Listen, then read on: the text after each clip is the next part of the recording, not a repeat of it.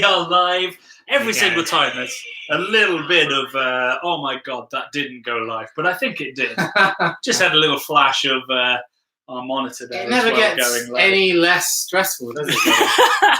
But who knew that live TV was tough? What is it about YouTube and the internet where it says going live and then it just spins around? I don't know if it's the same for you. Anyway, professional. This is like live and kicking in the 90s. This is like, wow, you've got it down, Zoe Ball. She had it. Well, I did fancy Zoe Ball, but maybe she did. No, I meant as a presenter, not as a woman. Oh, of course. I mean, also as a consummate professional. Yeah, exactly. Yeah. Anyway, we promised ourselves we'd be tight in the intro. Already gone to shit. Welcome to a live show with the Craft Beer Channel. We've been doing live shows since, I think, November last year. Yeah, but they used to be pretty exclusive affairs. They did, dead exclusive. You know, you weren't allowed to come along to it unless you were in our club. Exactly. And what is the club, Johnny? Well, the club was our Patreon supporters. Yeah. And we recently took the decision to open up our live shows to everyone in the pursuit of friends. So initially it was going to be a little club for everyone to get involved in and speak to us and have a lot of fun in a slightly intimate environment. What we thought actually after a couple of them was that maybe it was better if we had lots of other people feeding in and we can give preference to the Patreons and we can let them decide what happens in the live shows, but we should open up to everyone. We want to make it more inclusive and the community is what we do this for. Mm-hmm. So without you guys, we're nothing. I'm just the bloke that sits around. I don't do a lot. Johnny's obviously a legend in his field. So yeah, we're like Patreon. Which field is that? I dare to ask. Being a dude. Obviously, dude, right. We're restructuring our Patreon somewhat. Aren't we? We are. So now our live shows are open to everyone. There's now a $1 Patreon where you can join, and you'll get your name on the end of all of our videos, except for the live shows because we can't stitch that on. All of our other videos, $1 gets you onto there. $3, which used to be the live show Patreon, now you get a patch, and all the other benefits. Then at $10 you get a patch, a Christmas present, and a glass. We're quite generous. We are. We're like cutting our own throats with our generosity. Is that a saying? I don't know. All I want to say is that we like $1 to us means quite a lot. It helps us to produce what we produce, doesn't it? It helps us to travel around and cover expenses because we don't make money out of this, really. We don't make a lot of money. Nope. And I think people, we've had a few comments about like, oh, we've got sponsors at the start of the videos and stuff. That literally helps us butter our bread and wipe our faces if we can afford, to do it. But to be in all seriousness, we're not making millions out of this, are we? We're doing it for the love. Not making millions of views. But it is paying. So we have some big announcements about where we're headed soon. So it's all being piled back into the channel, back into trips. And whether it's $1, $3, $10, $30 or $50 if you're a company or just minted. Or $100, which is a new bracket in my $1 million, whatever it is. Because we do it for the love, John. Yeah, exactly. So enough of the slightly awkward sales pitch. We have a very exciting evening put aside for you.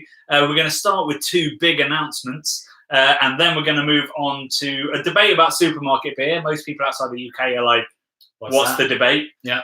Then we're going to move on to beer and cheese matching. Of course, it's an orange platter because we're at Brad's. And then we're going to eat some crisps. Because crisps. Awesome. So, guys, we'd love to know what you're drinking right now. We'd love to know where you're from. We'll be answering comments all evening on here. I've got a little monitor down here, so I'll be answering while Brad tells jokes. Yeah. But we're going to start with a big announcement about our premiere, which we did unveil on Monday. Brad, what can you tell them? So we've recently, with the help of our patrons, we've been able to make it all the way over to New England to make a bit of a dream project, really, like to sort of talk about the New England scene. We're going beyond NEPA, just to look at everything that is involved in New England. And I mean, like Johnny, how amazing was it? Like beautiful countryside. Amazing people, wonderful beer, not just NEPA. It's like all kinds of stuff going on over there. Yeah, I mean, we went over there knowing there'd be great New England IPA, but also knowing that we'd be going to Allagash, to Notch, to Hill Farmstead, all these guys that were doing lots of very unique and different stuff. This documentary is going to be an hour and a half long. It is conceived, written, filmed, presented, edited, produced, and premiered by us, just two of us. Yeah. I've wept several times throughout the creation of this. A, because it's stressful, and B, because... And watching yourself back on karaoke singing Drops of Jupiter. I mean, Drops of Jupiter. Beautiful. I've got 2 ears and a heart, don't I? I wept during that. That was an evening. Yeah, it was awful. What an amazing experience, though. Yeah. Me and you, man. That's the main reason America. Give me a hug. It was beautiful. We're so lucky to be able to do this. It was. And we say that probably too much throughout the documentary, going, I can't believe we're actually doing this. I mean, we walked on a frozen lake at sunset with a load of some of the best beers I've ever drunk in the world. Yeah. Free given to us in a suitcase. Just, wow, what an experience that was. Yeah. And then we went to so many amazing places. Yeah, we went to all of the bucket list places. We went to Alchemist, Hill Farmstead, Allagash, Treehouse. Then we went to lesser known guys like Notch, Foam, Oxbow. And we put together this documentary that explains what's going on in New England at the moment, what's brilliant, what's not brilliant, what's completely unique, and what you know about and what you don't. And we're premiering that on the 29th of May in London at the Beer Merchants Tap, run by one of our Patreons, Case Direct. Yeah, it's in Hackney Wick. In Hackney Wick. So if you are remotely local to London, please come down and... we'd love to meet you face to face. We really would. We'd love to sink some beers with you. And for £5, you get a beer and into there where you'll watch the premiere live with us, and then there's a Q&A. On top of that, if you can't make it there is a live broadcast of that show. So you can watch the show live on YouTube. We'll be commenting throughout, a bit like this. So I'll be going while the show's going on, so you can ask us questions. So it's like you're there. Premiere. A premiere. It's going to be totally awesome. 29th of May. That's a Wednesday in 28 days' time. So please do tune in for that, for an hour and a half of Brad and I weeping at each other because we're so happy. It's for a great cause. What we're doing it as sort of like part of the charity thing. You're going to get to drink. Johnny, I must say, we all know he's a legend. And obviously, when he came back to the UK, I stayed on in America for a couple of days like a cheeky boy. He muled back about 60 kilograms worth of beer. It did. It did. Which cost quite a lot of money to bring back. A shout out to TK Maxx, who got me the biggest suitcase. Yeah. We were like, we've got more beer than we intended. So we went to TK Maxx and bought the biggest suitcase we could for $50. TJ Maxx in America. Sorry, TJ Maxx. Weird. I don't know why that is. Yeah. But Johnny, absolute legends, brought back all kinds of amazing heady toppers and vocal bangers and all kinds of stuff. So we've got a bunch of videos based off of that, but also we're now sold out actually already of the heady topper taster tickets, but you can still get delicious beer as part of the premiere. And come down, we're going to have loads of merch for sale. We're there so we can hang out. We're going to drink some beers with you guys. If you want to hang out with us, obviously we're quite dull people. Please do. But I want to give you a big hug, everybody, because, life's beautiful. Why not? Talking of giving people a hug, let's dive into the comments, because I can see there's lots coming through. So cheers for beers. He wants a hat. Did we promise you a hat?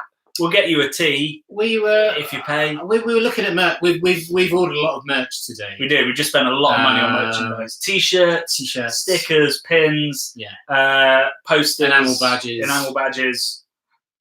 That's about it. Yeah, that's it. Yeah. But that came to a lot. So lots of merch is coming. We will be launching a web shop very, very soon. Yeah. Which will be international shipping. But the merch will be at our premiere. Cheers for beers. Just want to say I really enjoy your content. And the time you take to make it. Thanks so much, Stephen. It takes a lot of time, and we're working on making it make money for us, and we're getting there. So thank you so much to everyone who donates or who watches and therefore watches the adverts. That is part of the money that comes through. Thank you so much, and I'm so glad you enjoy it.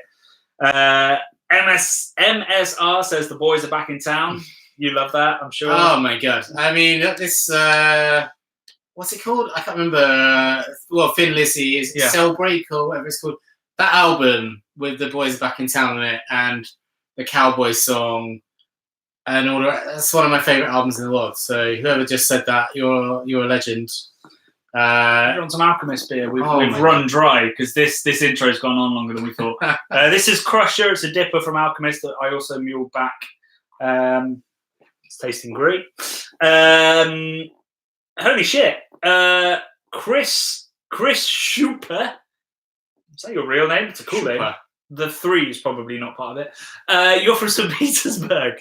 What, in Russia or in Florida? No, in Florida. We're heading there in exactly a fortnight today. We will be in St. Petersburg. Are we going to hang out, Chris? Are you going to drive us around and have an amazing night?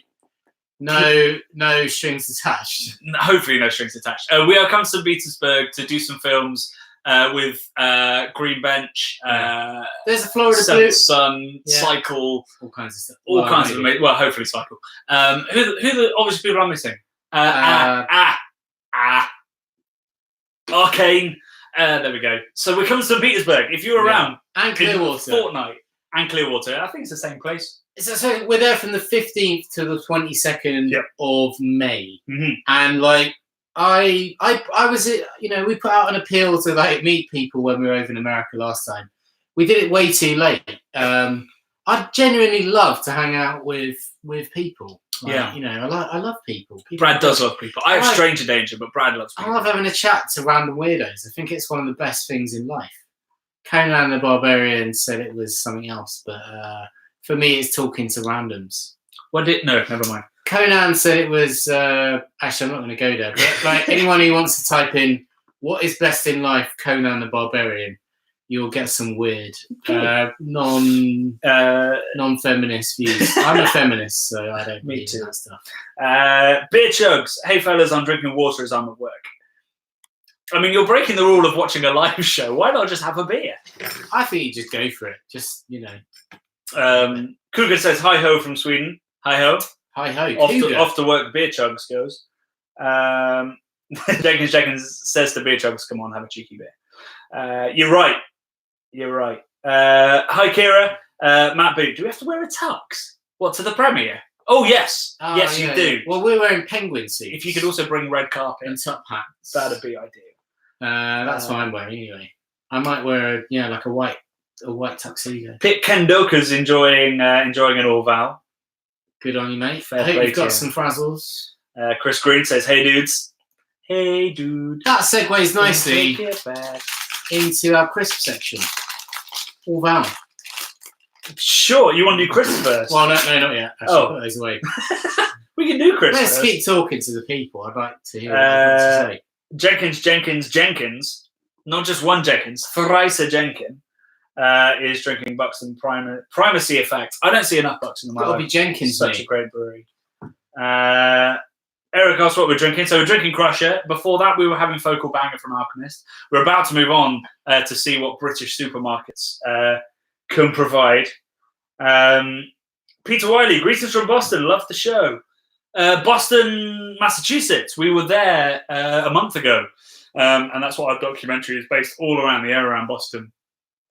It might be Boston in the north of England. We gave 2 cases of beer to a guy from Boston. Brad thinks he was a homeless druggie. I think he was just a guy on the street. Basically, we couldn't take all of our beer home, so we had to give some to a stranger. So he got some Heady. We got some Bissell Brothers. No, we didn't give him any Heady. We kept the Heady. We kept the Heady. But we gave him some Bissell and other stuff. I think we worked out as like $300 or $400 worth of beer that we handed over to the man. You went off up to the hotel room, and I was like hanging around in Strange Danger, having a bit of a chat with him. And then he took a photo of me with him for his Marine son, and then his son sent a photo back and stuff.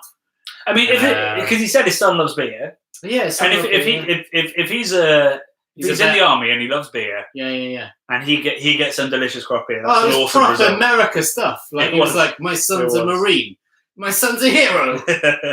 So we gave him all these amazing beers. But anyway, he had no idea what they were, and we put I think we put 2 baseball hats on him because we were like, "Do you want a baseball hat?" He's like, "Yeah," and then we stuck another one on. like sort of. So he used him like crisscross or Buckaroo in the Yeah, streets of yeah. Boston. He didn't flip it over. We got to the safety point. Yeah, it's fine. Joe Hunter's got a young Steam IPA in the fridge. Steam IPA. Yeah, give it a go. Give it a go. See if it's ready. Nice one, Joe. If it's in bottles, it could be flat, but it could still be delicious. Whiskey in the Jar is so great. It is. It's an amazing song. I mean, my Cowboy song is my favourite song on the album. Real Beer Revolution. I'm trying to finish a can of Boddingtons here in Cape Town.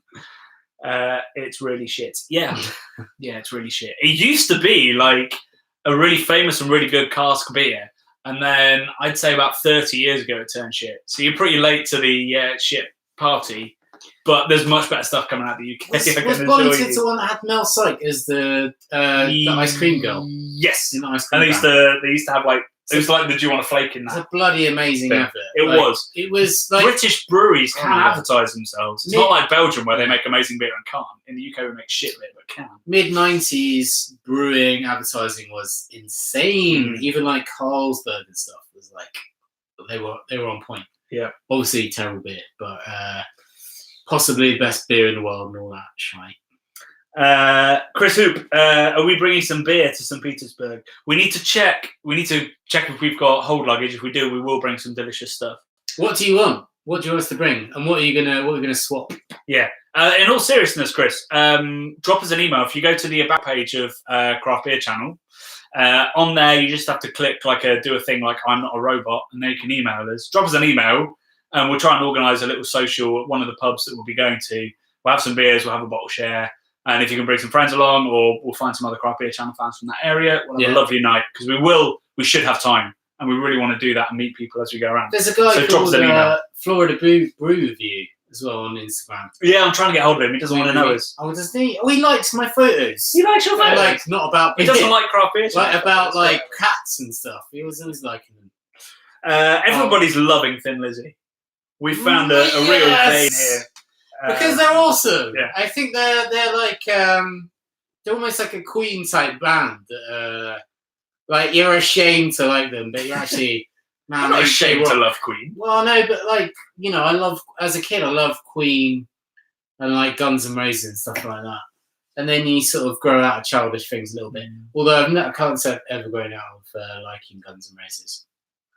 But for a while, I was a little bit ashamed of liking Queen. When I was in my sort of like Pavement, Sonic Youth, Radiohead era, Pixies, stuff like that, I was a little bit like, oh, they're not quite cool enough. They're a bit too showy. I was like, they're too like glam and like. Talking of stuff you're ashamed of, what beers are you ashamed of loving? Because we've got one right down here that we've been drinking. I think this beer is fucking amazing, and I don't care what anyone says. Well, that's not so good in bottle. Did we have it with this? I can't remember what we were making. No, we had it with some dry roasted peanuts. Right, yeah. So we were bitter and dry roasted peanuts. I love it. I love everything Summer will make. I think they're kind of holding together the reputation of British cask brewing to some extent. Yeah. But right, should we get stuck into what we've actually planned rather than just chatting about Thin Lizzy? I've opened this crisp subtly without you noticing. Yeah. Yeah. Well, good. Well, we're not doing that for a while, but I'm sure. Hopefully, there's one left for me by the time we get there. Oh, I doubt it. So, right, we're gonna start with a little chat about supermarket beer. So, I'm sure everyone else in the world, and let me know if I'm wrong. We've seen some people from all over Europe and America already. Do people know what supermarkets are? I mean, like in America, it's like Costco.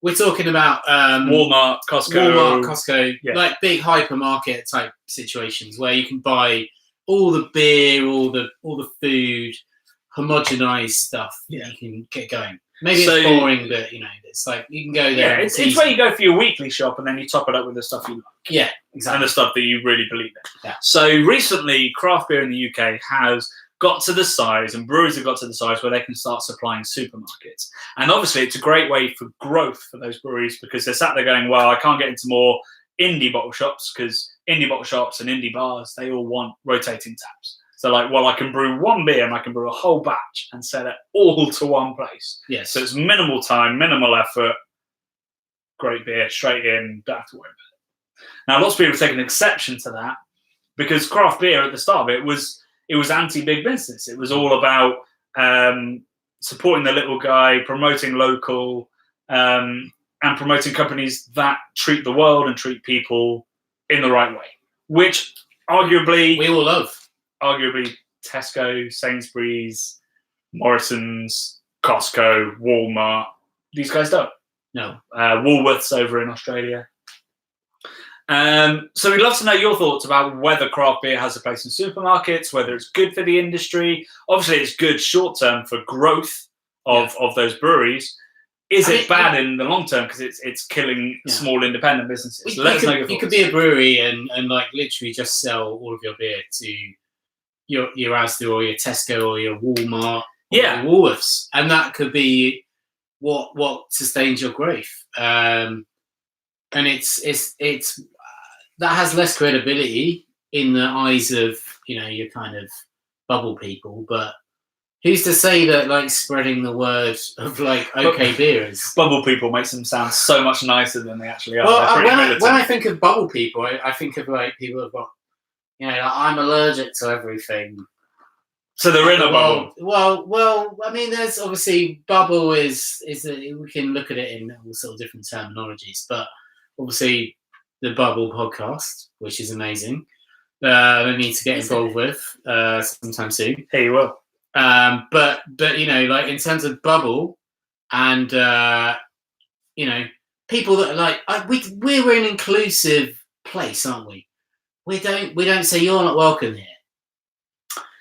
Me and you. Oh yes, what we do. Yeah. Whereas like the bubble is a little bit like you don't understand, so what you should just walk away. Just go on your merry way. And I think there's I don't want to get shot in the face for saying that there's a place for good beer in supermarkets, but there's a place for good beer in supermarkets. and I feel like I'm not a religious person, but I feel like you can sort of preach the good word of good beer by going out into a supermarket place or I hate the guy from Wetherspoons, he's a wanker, but Tim Cunt. There's Tim Cunt. Remember his name. Yeah, but there's something to be said about having the reach of going. We can sell in these places, and we can it's just introducing new things to different people that don't necessarily know it exists yet. I don't think that's a bad thing. I feel like you're always gonna have a market for people that are willing to pay more and willing to try the newest and the greatest and whatever. But there's something to be said for popularism and sharing knowledge with people. I think that's power. Well, we'll get into your point about not populism, because that's a slightly different thing. But so you mentioned how there are some breweries that are getting maybe slighted for going straight into supermarkets. Yeah, I think it's like real stigma to it. One of them is this brewery. So this is Vocation Brewing, who are from Hebden Bridge, which is an amazing place. It's the gay capital of the UK. It is. I was gonna throw that stat out. I'm angry you just said it. It's a really diverse, really exciting place. Very creative. Very creative. Lots of lesbian and gay people there doing creative stuff. Yeah. And this brewery came out and produced some incredible cask beer, like American hopped cask beer, and then went, because of that success, because of what they'd done and the branding that they'd done, which was very Hebden Bridge as well, very cool, very unique, immediately went into supermarkets. And everyone in the bubble just went, well, I don't want to know about Shut the door on it. Not everyone, sorry. There's lots of people who didn't do that. But so this beer has had so much hype. It's the only beer that's kind of survived the hype. And I just want to point out, and hopefully this will dispel some myths, or just make some people go, oh shit, what a world. This is, right, I'm just going to read it off the back. It's called Breakfast Club. Okay, it's a collaboration with an Australian brewery, and it is a waffle and blueberry breakfast stout. It's got Vermont yeast. Yeah. And we bought this in Tesco. It's unpasteurized. And it's in fucking Tesco. And I'm sorry, I find it really hard to be cynical. Tesco is shit about this. You're just like, how is that there? And how amazing is it? Yeah. That only a couple of years into this revolution, an unpasteurized Vermont stout with blueberry in it, and a collaboration with an Australian brewery is there on the fucking shelf next to Carlsberg. What a time to be alive is my takeaway. Moon pie. Moon pie. Exactly. Simpsons away. No, but yeah, seriously. It's crazy that I mean, we haven't even got into this yet. That is interesting. No, we'll get to that as well. But, you know, there's something interesting going on in the sector, which is gonna hurt a lot of people, and I don't want to hurt anybody. And like the thing with supermarkets, they have the economy of scale, so they can just absolutely bum anybody else into non-existence, which is terrifying and sad. So I'm not going to go out and rush out and buy these every week, because you know you have got to support like the people that have. This wouldn't exist without all the little bottle shops and stuff. 100%. So we've got to respect that, and we've got to like really nurture and love the care that's gone into all these little independent people that are doing their own thing, and they've got a genuine love of beer. Like these are beer. I mean, I've met beer buyers on beer trips that I've taken recently, and they're cool people, and they know a lot about beer. But they're not. They work for big multinationals and stuff. There's something beautiful about, you know, your sort of single. What do you call it? Your I don't know what you call it. It's your independent local bottle shop. That's it. That's all I want to say. It's the guy when you go in, and they know what you like. They and know they go, what you well, like, we just had this in from this brewery. Yeah. And you go, well, yeah, I'll take 2 of those and a couple of Try pale doing ales that in to go with Tesco. it. You can't bloody do it. You go to a trolley boy and go, you know what I bought last time? I only like cold chair and pale ale as well. So. And that's what you've got to, I think that's what we've got to appreciate is like, it might be cheaper, but there's not the level of knowledge and expertise involved. And you might go there and get a quick fix. It's almost like you're not in a loving relationship. You're just in a sort of, a fly-by-night situation. There's no nurturing there. Yeah. No, it's true. So, well, we'll keep this chat going, but I think really the key is there's lots of stuff that little bottle shops can't compete with supermarkets, which is price, availability. But there's lots of stuff that little bottle shops can do, which is cold chain, which is tailoring specifically to people's needs, which is looking after specifically what one customer wants. And the breadth, we were in there today buying this stuff for the live show. There's maybe 100 different beers in there. In a bottle shop, if there's less than maybe 200, you'd be surprised. You're never going to get that mix in Tesco, because frankly they'll be throwing stuff away. Oh yeah, for a long time. Let's see what you guys think. Somebody's drinking a homebrew fake. Massive respect. How long did it ferment for? Love to know. Have we tried any beer from Uprising? Uprising. I haven't. I haven't. Uprising. I don't think so. Uprising. Why do I know the name? Where are they from? Unbarred. No. Let us know where they're from. We might have done. Tonight is going to be a jailbreak somewhere in this town. Just keeping that. So much going. Finn Lizzy. Amazing. Where was your mind like the Pixies? Brad's mind is never in the present. Chris Green likes Fuller's ESB. So on board. Such a great beer. So sad that they're no longer a British-owned brewery. It's not a buyout thing for me. It's just that was a British institution, and now it's not. And I just now it's a little bit sad. I'm no nationalist, but yeah. There's something sad about Fuller's. Although not being a British we're not brewery. nationalists at all, but our crisps selection is. Stop eating the bacon fries. That's for a feature in a minute. They're incredibly nationalistic. Who doesn't love tribute? Everyone loves tribute. Thank you, James Watts. Drinking Dark Star Session IPA and Fuller's Black IPA. £3 from Waitrose. Can't say fairer than that. Yeah. Beer Chug says stop it with the crisps. Soft spot for Punk IPA. I think that's pretty shameful given the drop in quality and the arch capitalist rise and rise. Hang on, what? Someone said I've got a soft spot, and then someone else has come back with. No, that's all one person. Oh, right. So Punk IPA is an interesting one. Sometimes it tastes banging, particularly in can. I don't think the recipes change. I think the way that the beer is treated once it leaves. I mean, they're brewing it like lots of different places as well. I was drinking it out in America. It was hazy as fuck when you were in America. It was like completely different looking beer. Definitely, totally different. But I still thought it was awesome. I mean, maybe I was caught up in the fact that I was on, a bloody jolly, staying in. It's a bloody holiday with come on, it was amazing. I'm not gonna lie. I had a great time. You were complaining. I had a bloody great time. I had a great time. I'm watching this instead of Liverpool versus Barcelona. Yes, blood. Me too. Whoa.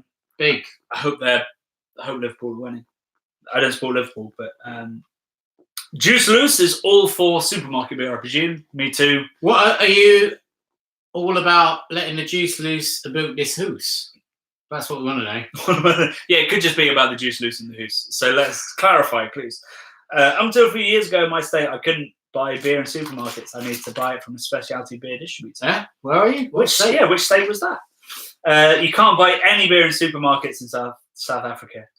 Well, problem solved for you guys. How expensive is it in the independent bottle shops in that case? Well, if you can't buy in supermarkets, presumably they don't have independent bottle shops. Well, surely they have to, or else you can't buy it at all. Or maybe it's like a system blogger sort of thing. Yes, it could be like in Sweden and Norway where it's government controlled. Hopefully we'll get clarification.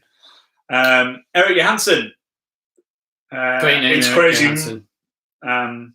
Crazy Magic Rock's been bought, but we'll always love their beer.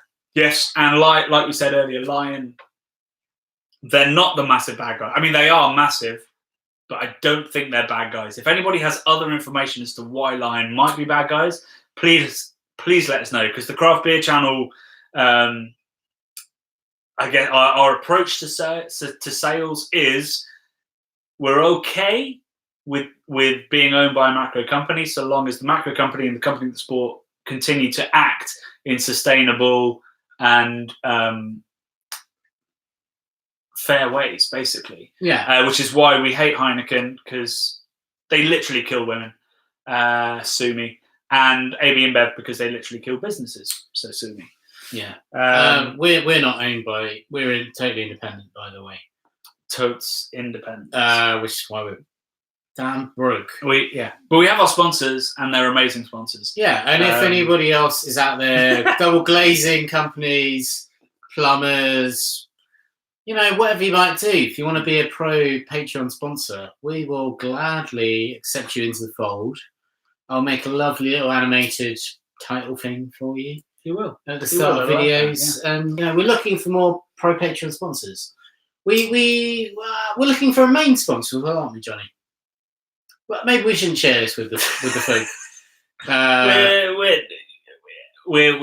We're looking for the best way to monetize this channel. If you guys have ideas, it's difficult. Please let us know. Yeah. Juice Loose is nice to get Cannonball from Tesco, but I'm always going to end up spending more of my cash at indie bottle shops. That's the key. That is it. That's what I do. That's what Brad does. That's what you do.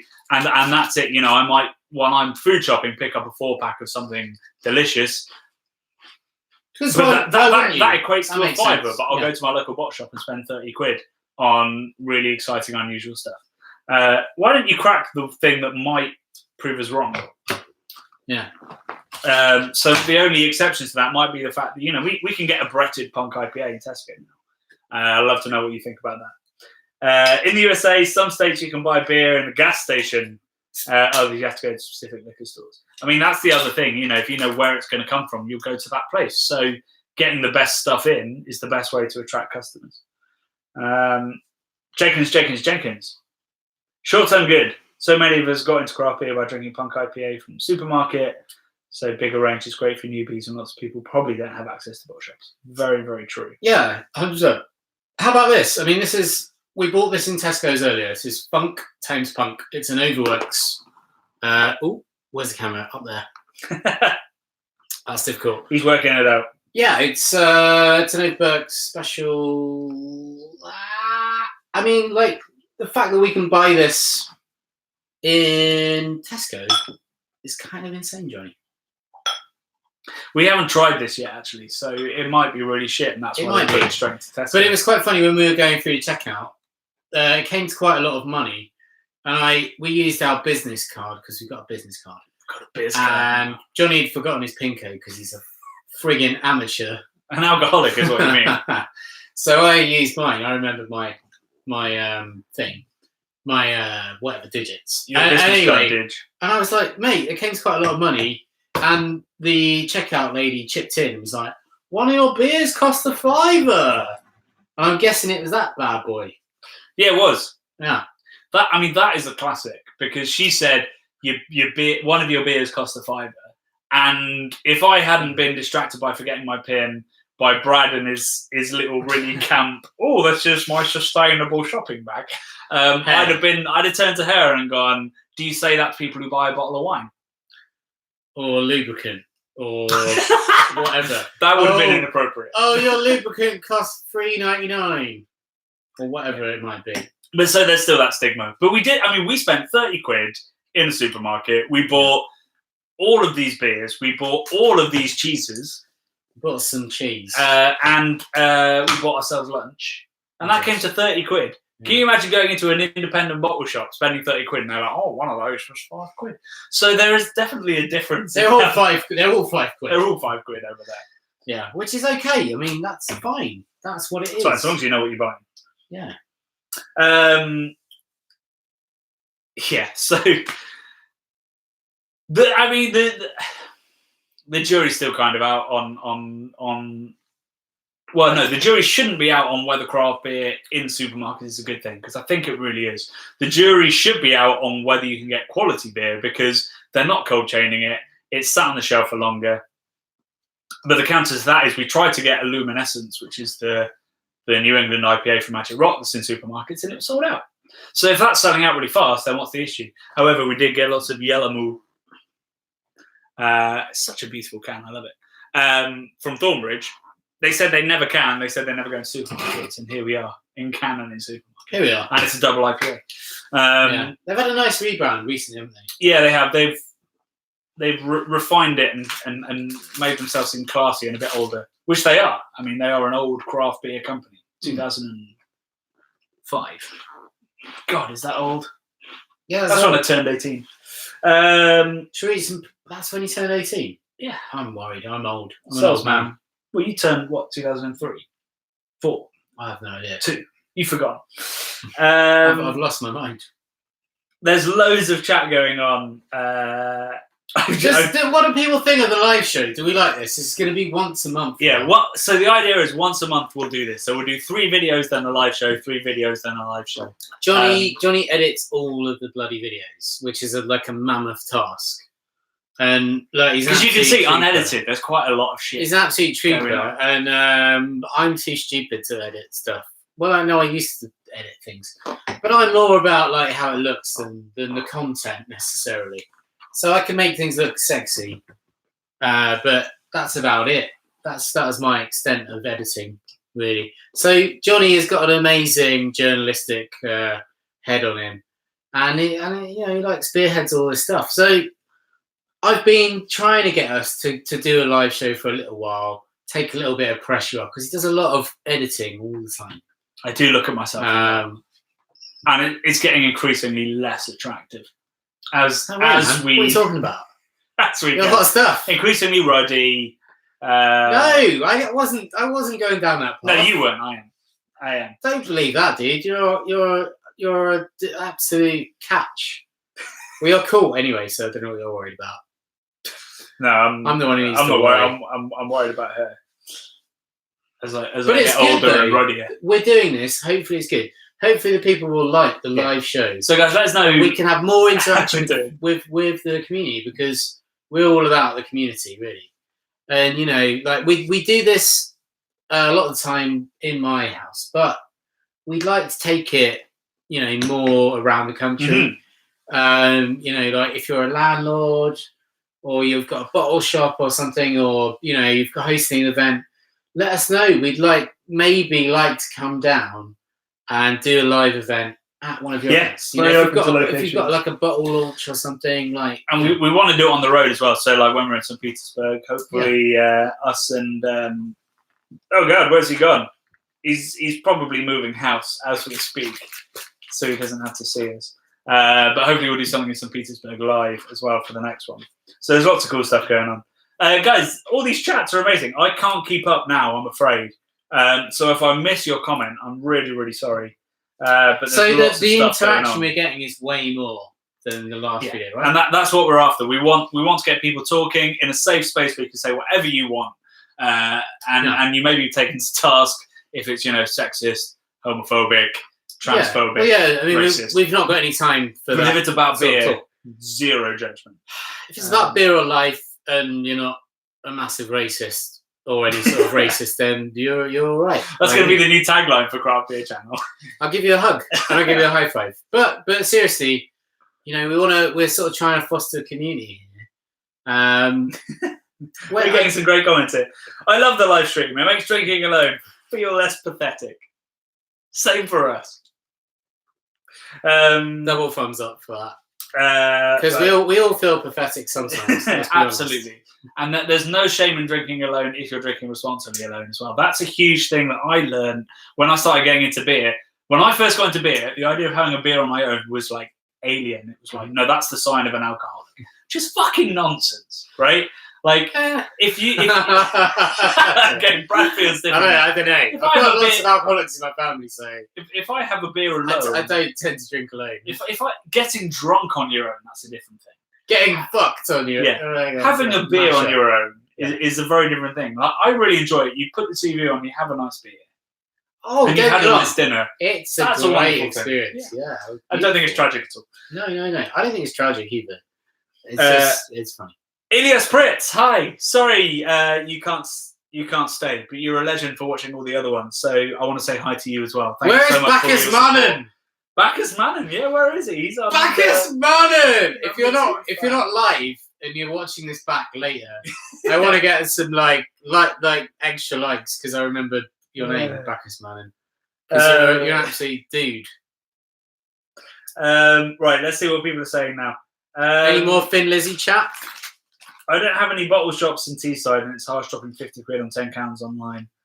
Yeah, I mean, that's why supermarkets are important. That's 100% it. Yeah, if you don't have a bottle shop near you, buying online can be expensive. All of them do free shipping over a certain amount, but if you're just one person, doesn't make sense. Yeah, it can be tricky to get to that, unless you're drinking all mixed firm, in which case you do it twice a year, and it doesn't really matter. Eric Johansson, what's your favourite American Pale and American IPA? Are we talking styles or location? So if it's from America, Treehouse Lights Out, probably the best American Pale Ale I've ever had. Yeah. Best American IPA. Fuck. Pliny the Elder. Racer 5. Racer 5 is banging. Always ends on the West Coast for us. Do you know what? It's weird because I remember drinking Racer 5. I can't remember. It must have been about 8 years ago I drank that. And it would have been in this country 2011, 2012. Where I'm a graphic designer, I was like, that's a terrible label. But I thought that is like a sensational beer. At that point, all you could get was like Brooklyn Lager, and lots of like, sort of ilk like that, Goose Island, and Blue Moon. That was what we could get in the UK at that point from America. And Racer 5 was insane how good that was. It was special. And then when we got to go there and we saw their little works at the back where they had all their barrels, the barrel stuff. Yeah. Oh shit, amazing! What a great place that was. I'd love. We're hoping to do another West Coast trip, potentially traveling by Amtrak, because I'm a big fan of railways. I'm not like a weird geek or anything, but I think like I think in America it's quite a nice way to travel around is like on the rail system. Because it's such a big place. You get pissed on the train can't get pissed when you're driving around. No, that's very true. You get pissed on a plane and a train, but not in a car. Even when we were driving through New England, I wanted to crack some beers while Brad was driving. I'm sure Brad felt the same thing when he was driving. Yeah. But you can't even have an open container of alcohol in a car. No. So that was a shame. It makes a lot of sense to say that's a rule, but it's annoying. Yeah. When you're driving through amazing beer country. Wait, somebody said thanks, Bacchus Manon. Is he here? Jesus! I can't work it out. We should definitely do something live at Green Bench in St. Pete. I agree. We're going to do a documentary on them. We're going to do a live show either at Green Bench or at Arcane. But there will be a live show. We had a question. Chris Green, will you be at London Craft Beer Festival again this year? 100%. It's the best party in craft beer. Like, it has amazing beer, but it's a party. And that's what I love about it. It's a mix of both. The best bit is when they do rap karaoke and a bunch of bearded white dudes A, try to be rappers, and B, struggle what to do with the N-word when it gets to it. And you're like, no, I can't say that. No. How many units on your own is irresponsible? What we doing? Just like hanging out on our own, or hanging out on your own. I don't think it's down to units. So if you go to, we've launched a podcast. Brad hasn't been on it yet, but he will be. But I've launched it with a friend of ours who I used to work with, a guy called Rob. He's a big podcast geek, so we kind of collabed on that. But we did a podcast with Temperance.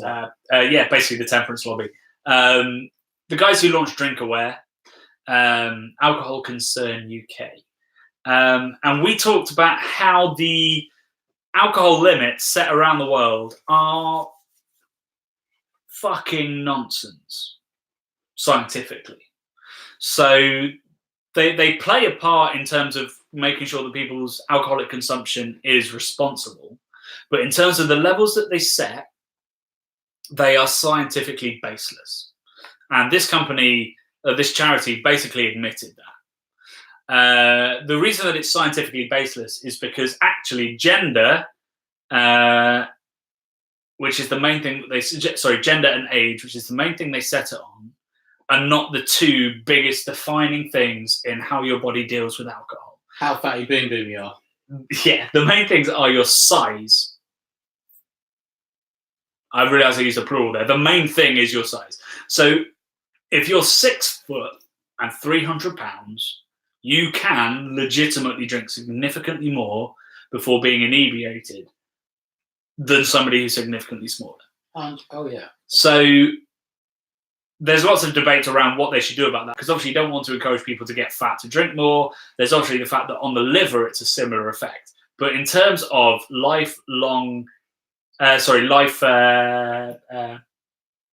expectancy, your size has so much more to do with it than your age, your gender, or anything like that. Or like how much you drink, I imagine. Like if you're just overweight in general. Well, so they have to feed in how much you drink. That's one of the variables. But anyway, how much you drink alone that is responsible is never get drunk on your own. If you're getting drunk on your own, drinking is a lubricant for me. It's a social lubricant. We drink initially to feel relaxed, to get on with our friends, to feel a little bit less worried about other things that are happening in our lives, right? At the point at which you start worrying more about your life, that's when you've drunk too much. Or the point where you're drinking alone and you're starting to feel lonely and depressed, that's where you've drunk too much. So I don't think I've ever had more than 2 beers alone at home. And I'm not saying that's the level. That's the level where I feel like I've had what I want to at home. Yeah, I mean, I only drink sociably because I sort of suffer with depression a little bit and stuff. So I don't drink on my own. Never have, really. You've had the odd can. Oh yeah, of course, but I'm not like sitting here sessioning beers every night. Yeah. For me, it's more of it's a social thing. It's an occasion, and that's what I think. Like you're saying, it's a social lubricant. I think alcohol, it greases the wheels, doesn't it? It makes stuff more fun, and that's where we should get off at. We shouldn't be like dependent on it or using it to make us feel better or to sort of forget or anything like that. Yeah. On a slightly down. If you're using alcohol for a purpose other than to have fun, then that's where you should draw the line. Exactly. And definitely seek help. Yeah. And if you need any help with that, drop us an email, please do, or speak to your friends and they'll know where to go. Yeah. But we're some very serious answer to what was quite an innocuous question. I know. Well, two is my rule. Life is serious, Johnny. I don't. Life's not all roses, is it? Sometimes. Sadly, not. I'm eating cheese now. Beer's not all IPA either. No. Right, where are we? We should eat some cheese. We haven't even talked about the cheese. Talk about some snacks and eat some cheese, do some matching. What do you guys think of funk versus punk IPA? Not enough Brett. Where the Brett? Where the fucking Brett? Come on. It's not a big show for me.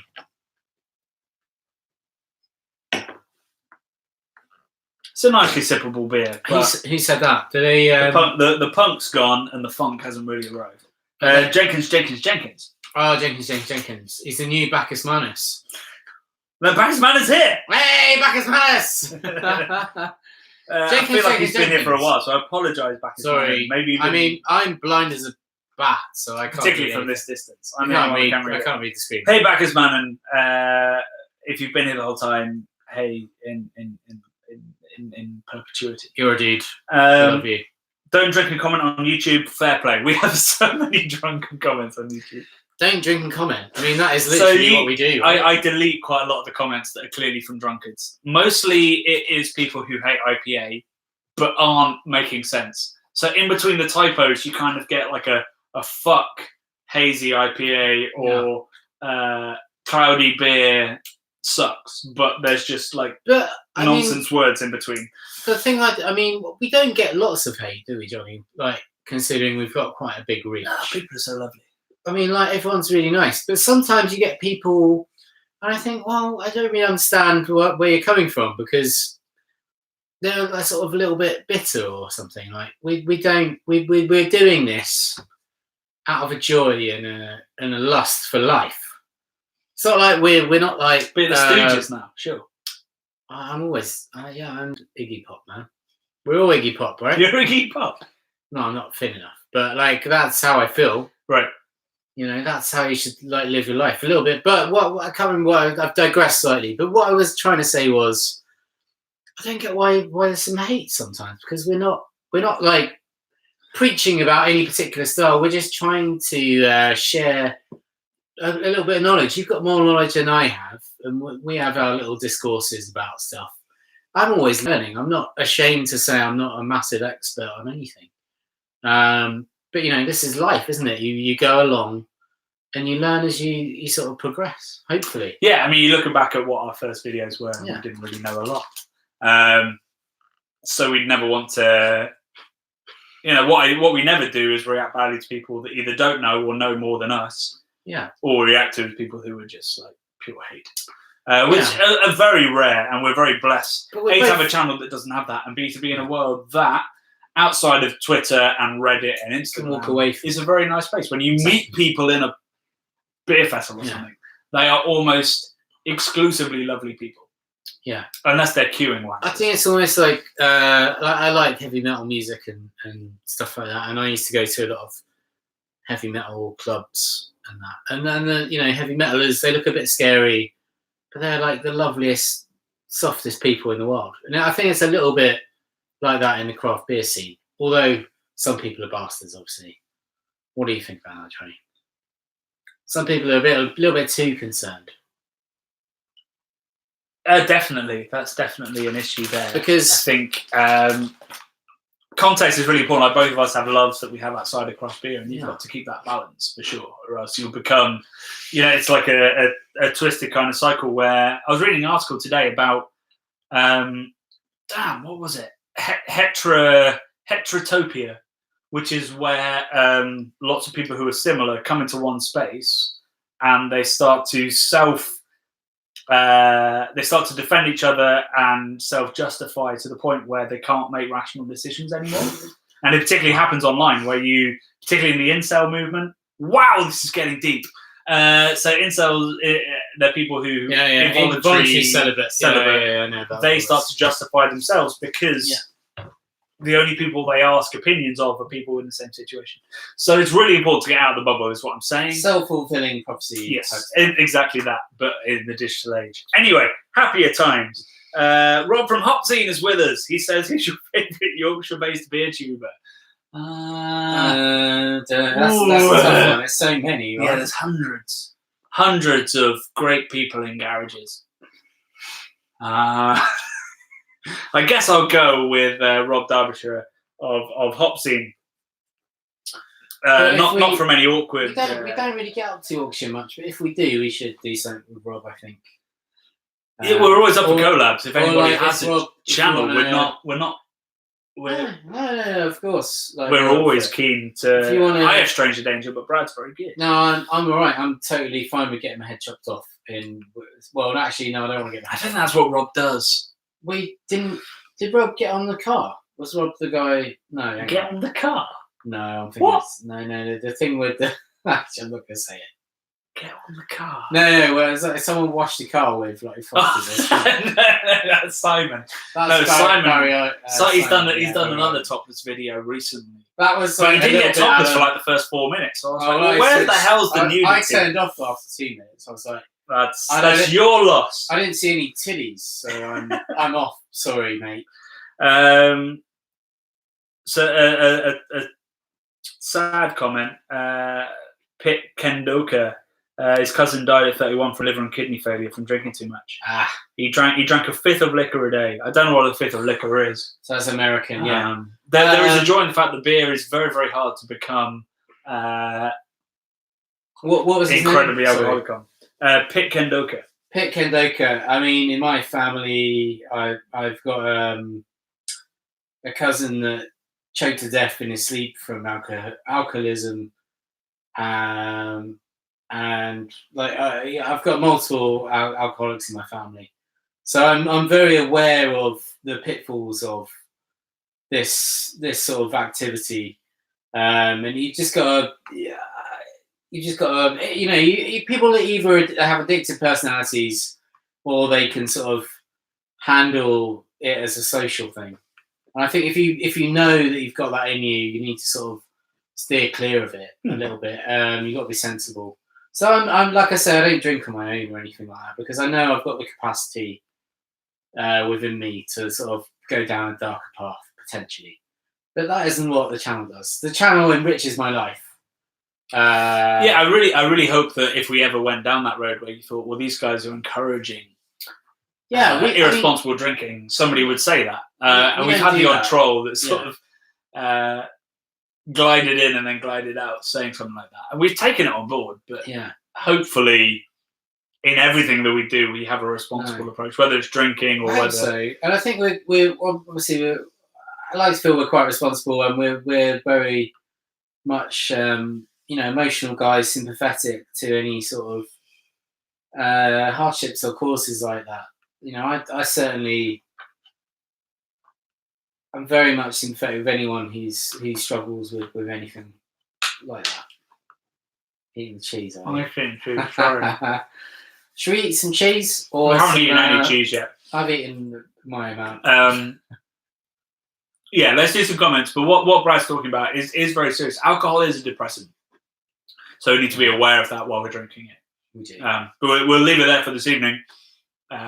But if you have questions, we can do live shows about this. That's the idea of these live shows. We can talk about whatever we want. Yeah, I mean, with whoever we want, hopefully. How amazing is it that we're living in an age when, we're just some guys that are, who are we? We're nobody really, Johnny. We've got this opportunity to make these things that we love doing. Yep. And travel around and share experiences with people. And I think this is quite an amazing tool, the live show, which is why I was super keen to open it up to everybody, because Brad's frustratingly right about shit. I like to think that I'm right. Like, a lot of the stuff that we do on the channel is kind of guided by me, and then Brad will be like, I think we should do that, and I'll be like, no, and then a year later I'll be like, yeah, you were right about that. Well, I mean, Johnny's definitely spearheading everything, but I like to feel like, I mean, we're both soulful brothers, but I like to feel like I've got my finger on the pulse a little bit of, you know, what's right in the world, what's wrong in the world, and you know, I feel like we're in a position to not only educate but like help people. Maybe is that a little bit silly to say that because we're like sort of we're like championing booze, which is depressing. But I feel like if we can foster a community which can help people, because I struggle with life. I do. I'm not ashamed to say that, and you know, I feel like there's strength when you talk about things. I agree, and so, I really hope that it's a beautiful thing. The comment stuff here and what we talk about will be positive. To be able to share with other people, with you know, that are sort of living similar lives, or you know, we've got common experiences and all that kind of stuff. So I think it's powerful. I hope so. That's why I hope this opening it up to people is a good thing. Well, we'll see. Right. So we've got a whole bunch of comments coming in. You guys have been answering loads of questions yourselves, which is awesome. We love that. If anybody's got some serious questions, put it in caps. Fuck it. Let's see what happens. What's the most offensive and/or strangest comment you've received on a video? There was one I remember. I don't know whether Brad saw this one. There was one that when it was about Brad. It was like, this dude wears rings on his fingers, so you know he's a cunt. Which I immediately deleted. I didn't see that one. Yeah. I mean, come on, both of us.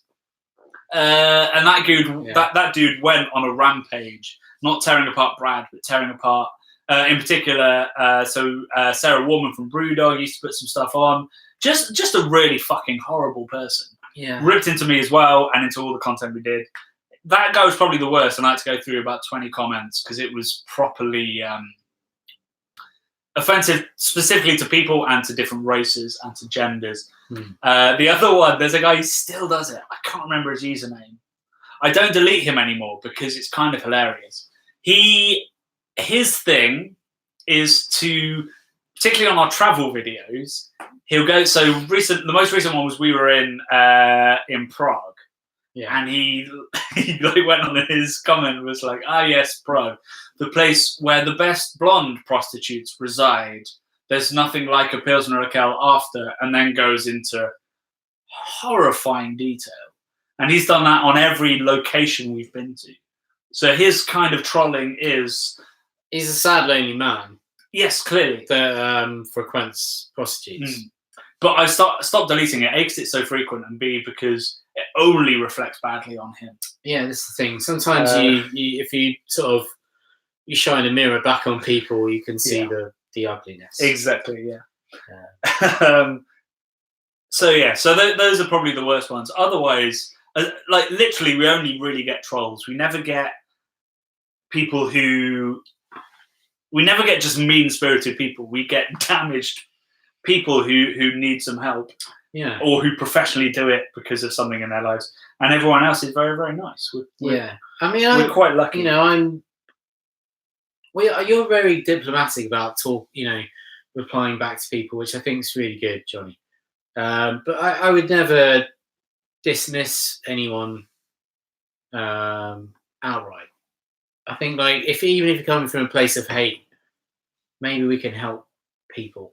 Yeah, I mean, we always. I don't know if that's our job to help people that are coming from that sort of hateful place. It's everybody's job. If somebody comes in and you don't know whether they're a troll or not, you reply going, "Well, I read what you say, but this is my point of view." If they come back with more hate, then you go, "Well, you're not here to engage. You're here to enforce." Yeah, right. There's some debate going on about IPA here. I need to really indulge in this.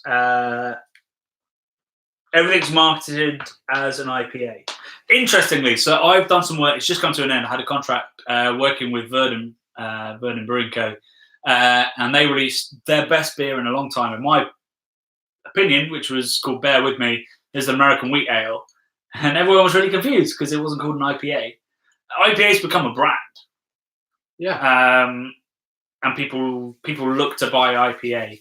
I think just people need to remember that IPA is a particular style. It is not another word for hoppy. If you want hoppy, citrusy, juicy beer, IPA is not the only church to go to. Yeah, it's like saying going to the restaurant and going like, I want a friggin' ribeye steak. Do you know what I mean? It's like there's something about the name, which people they just put so much enthusiasm and passion into it and belief into it. They're like, well, it must be good because it's an IPA. Well, it's more like, I guess it's more like going to an Argentinian restaurant and saying, I want steak. And they're like, yep. We have these cuts from these places with these dry aging or wet aging or all this kind of stuff. It's not a way of defining it down, which is why lots of people said any IPA isn't a style. And I was like, it 100% has to be. Because if you go to the bar and order an IPA and you get a New England, but you wanted a West Coaster, you'll legit be like, that's not what I ordered. Like, it's important to keep diving down these definitions. And, make sure you're getting what you want. Top 3 cheeses. That was in caps. That worked. Fuck. Top 3 cheeses. Bladders, what have you got? I don't know. I'm a bit of a Philistine. What? I got this. I'm enjoying quite a mainstream cheese at the moment, which is called Tickler. And it's a Cornish. I think it's Cornish cave-aged cheddar or something. Is it cave-aged cheddar? Extra mature cave-aged cheddar. You only like cheese that's aged in a cave? No, not at all. I bought this Tickler and I was like, actually, the name is amazing because it's called Tickler and it tastes really good. Where I've sort of cut back on my extravagant food choices somewhat to try and lose a bit of weight. So I don't eat as much cheese as I used to. But like the Tickler is really tasty. It's like a mature cheddar, but it's quite it's not like it breaks up, so it's like a crumbly. It's a crumbly cheddar, yeah. Crumbly cheese. Yeah, it's good. My favorite cheese is Comté. Comté's good. It's like the lager. It's like the lager of beer. Yeah. Shit. It's like the really it's subtle, but once you latch on to what's great about it, and particularly once it's properly aged, like the 3-year-old Comté, fuck, it's my kryptonite. If you put a kilogram of Comté, 36-month Comté in front of me, or like Tank Fresh Pilsner Urquell, same weight, I'd finish the Comté first. Ooh, interesting. That's what I'm saying. All right. Right, guys, we're at 1 hour and 6 fucking minutes. Well, we haven't eaten. We've only done one of our 3 segments. All right. Well, let's talk about some bar snacks, I reckon. Or you want to cut it off? Do I want to cut it off? No. Right. Okay. What How many I want people to know, are watching? We still got 52 people watching. Oh, okay. Well, and YouTube loves long videos. Guys, beer and cheese. I would love to know your favorite beer and cheese pairings, because we are working over the next kind of month or so. We'll be doing our research for this video, and we want our live shows to be about this. We want to say to you guys, we're going to do this video, and we want to kind of crowdsource our knowledge. So we'll try everything you guys suggest, and then pick like the best 5 things to go into that video. So beer and cheese. Tell me your best experiences. Tell me your best beer and cheese matches. Tell me what you think might work, but you've never tried it, and tell me what has really not worked. And don't be like, poncy about this. It could be a Dairy Lee triangle. It can be, 100%. Can be awful cheese with amazing beer. Can be amazing beer. Can be amazing cheese with awful beer. Just let us know what really works. We'll save the other bits we've done. So we'll save the crisps for a later live show video. But let's do this cheese. Let's get it right. They're going to be stale, Johnny. Not these particular packs of crisps. I mean, you finished the open. I've eaten them anyway. Like cheese strings. Okay, go on. I've eaten a Quite cheese good. string. Yeah, They just sort of they don't really taste as much. They're just sort of a bit salty. But if you're drunk, they're quite good. Huh? I was going to say, as a child, they're quite good. Oh, well, if you're drunk, they're quite good. We've got the mother of all comments. Cheeses actually pairs better with cheese than wine. Cheese paired better with cheese than wine. Do you mean beer, or do you just mean different cheeses with different cheeses? Because I'll try both. I mean, either way, you're a genius. But let us know, Kira. I agree. Adam's broadside, strong cheddar. Yes. The 6.8% broadside with that is probably bang delicious. We've got supply of the beers that we've been filming with today. This is why Brad and I have been quite emotional. So this is the 9.6% Imperial Stout from Alchemist. Gert Lush. Which I presume is going to be truly awesome with the Stilton. So Stilton and Imperial Stout is one of my favourite matches. I'm going to give that a go. You've got salty, funky, creamy.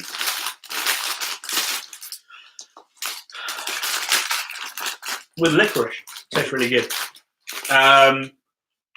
Also, we've got some sour goat cheese with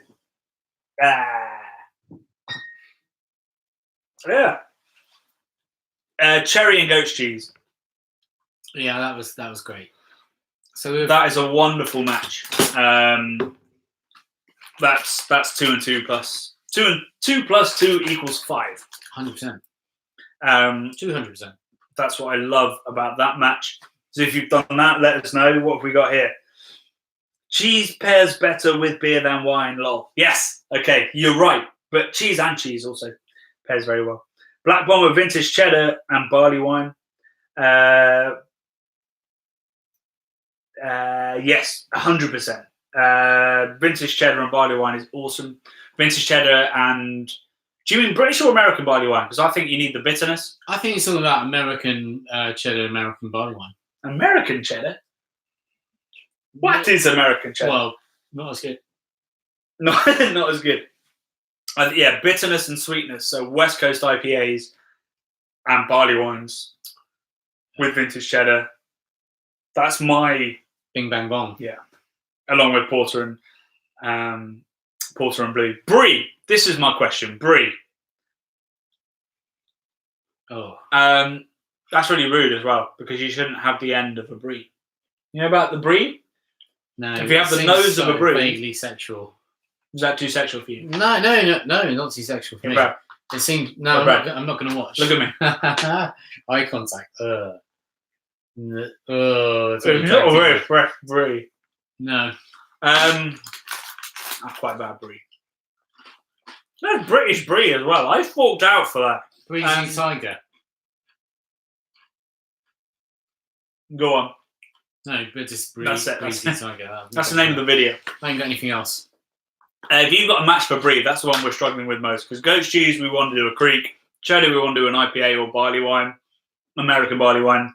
And then we're going to go big Imperial Stout, I think, with a Stilton or a Stichelton or a Roquefort. Favourite cheese of? D'Artagnan. Interesting guess. Yeah, the Three Musketeers, they love Roquefort. Do they? Yeah. Roquefort 1 and... Roquefort all. Roquefort all. Brown Van 3000, do you remember them? Yes, of course. Yeah. I mean, amazing song. It was. What the hell am I doing drinking in LA? Yeah. At the start of that song, do you want 3 tickets to Brown Van, man? You can ask, it's like, Brad, what's his favourite cheese? I'm going to say a form of Roquefort. It's the little speaky bit before it happens. What? It says, what I'm going to ask Brad what his favourite cheese is. I have a remarkable ability to memorise lyrics that will help me bloody remember it then, because right. I don't remember that. Working on a movie, feeling kind of groovy. All right. But we did nothing. Absolutely. But kiss not this day. But kiss that day, not saying. What the hell am I? Goat cheese and sour. Yes, Bramhall backroom. That's what we're doing. We're going to add some cherry to it. 100%. Camembert and Gueuze. Do you reckon Gueuze with a creamy, that's about as creamy? I mean, like, you should be able to bend Brie. But Camembert and Gueuze, because it can be kind of funky. Meeting Interesting people thought. is breezy. We'll give that Gruyere and Gruyere, Gruyere. Gruyere, the one that I'm looking for. Wait, Meeting was that people Shania is- Twain? You're the one I want to. Right, we've drunk too much. We're going to close this show down. Still the one. Okay, guys. Wow, you really have some opinions on this. Brie and IPA. Right, yeah. West Coast, East Coast, caramelly, clean. Let us know. Stout and cheddar. It's all. Cheese seems to be one of those things where you can kind of pick and choose according to your taste. It's a little bit subjective. Well, We'll try and come up with some specific rules and work that out. Guys, we need to call it quits here. But thank you so much for making this first sort of live broadcast a huge success. It got a bit deep at some points. It got very cheesy and also some very shit brew. And we're going to be doing this hopefully every single month. If we're not doing a live show, then we're doing just a recorded video, but it will be very regular. We love you guys to be there every time, particularly as new people come in, let them know what it's going to be about, which is all about positivity, recommendations, even if somebody else thinks they're nonsense. It's not even about beer. It's about like just being like nice people. Yeah, we want it to be like being in a pub with like-minded people. So please do let your friends know. Join our Patreon. It's now $1 if you want to support us. Every dollar helps. Massively helps. Although that's the saying from the guys that sold us this. So yeah, do please get involved if you can. Otherwise, thank you so much for being with us. I'm going to stick around on the comments for another 5-10 minutes to make sure I didn't miss anything important. But otherwise, huge thanks for being with us. Huge thanks for supporting the channel and watching the channel. We've got 3 more awesome videos that are leading up to our big documentary, 29th of May. If you can come see it. If not, the next live show will be us showing our hour-and-a-half documentary about New England. Yeah, check out our Twitter and elsewhere where it tells you how to buy tickets to the event. We'd love to meet you guys. If you're in anywhere within the London vicinity, come on down. Come get a ticket. And watch out where we're going. We're always on Twitter. So if we come to your area, let us know and we'll make sure we come meet you. A couple of weeks' time, we're in Florida. So anyone in Florida, hit us up. We'll hang out. St. Petersburg. Let's do it. Cool. All the best, guys. We love you lots. And we will see you next Wednesday for a chat about Allagash, I believe. I think so. Subject to change. Cheers.